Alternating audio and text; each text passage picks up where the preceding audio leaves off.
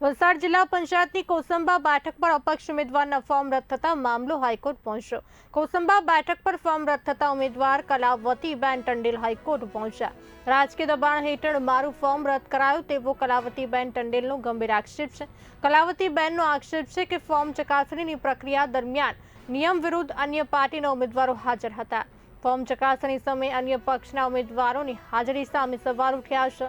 સમગ્ર પ્રક્રિયામાં ગેરરીતિ થઈ હોવાના પુરાવો તરીકે ઉમેદવારે કચેરીના સીસીટીવી ફૂટેજની માંગ કરી છે। ઉમેદવારના જણાવ્યા અનુસાર વારંવાર રજૂઆત કરવા છતાં તંત્ર દ્વારા સીસીટીવી ફૂટેજ આપવામાં આવ્યા નથી, જે ગેરરીતિની આશંકાને વધુ પ્રબળ બનાવે છે।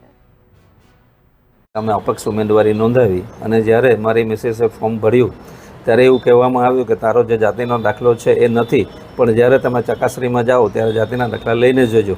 એટલે અમે જાતિના દાખલા લઈને ચકાસણી વખતે અહીંયા ઓફિસમાં આવ્યા। શ્વેતા મેડમ હતા, પણ એ વખતે એમણે અમારું ફોર્મ હાથમાં પણ લીધું અને તે સિવાય અમારા વિરોધી જે ભાજપના માણસો હતા અને કેન્ડિડેટ હતા એ લોકોએ જ આનો જાતિનો દાખલો નથી, આ ફોર્મ રિજેક્ટ એમ કરીને અમને બહાર કાઢી મૂક્યા। એકચ્યુઅલી આમ જોવા જઈએ તો મારી મિસિસનો જ્યારે નંબર આવ્યો ત્યારે આગળના જે ફોર્મ ચકાસરા તેમને બહાર બેસાડવું જોઈએ અને મારી મિસિસને બોલાવી એમનું ફોર્મ શ્વેતા મેડમના હાથમાં હોવું જોઈએ અને એ ફોર્મ જોયા પછી શ્વેતા મેડમે કહેવું જોઈએ કે આમાં જાતિનો દાખલો નથી।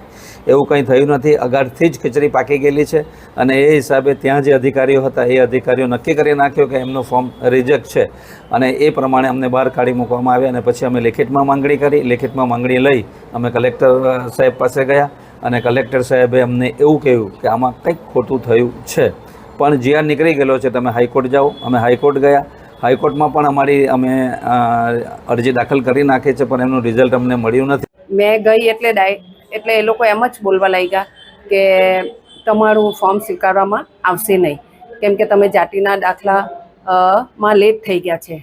તમારા 11 વાગ્યાના સમય હતા તો તમારા સમય વધી ગયા છે એમ મને કહેવામાં આવ્યું અને મારું ફોર્મ એ લોકો જોયું પણ નહીં અને શ્વેતા મેમ ફોર્મ જોયું નહીં અને ડાયરેક્ટ આમ જ બોલવા લાગ્યા કે તમારું ફોર્મ કેન્સલ છે ને અહીંયા પછી અમે અહીંયા વિડીયો ફૂટેજ માટે આવ્યા।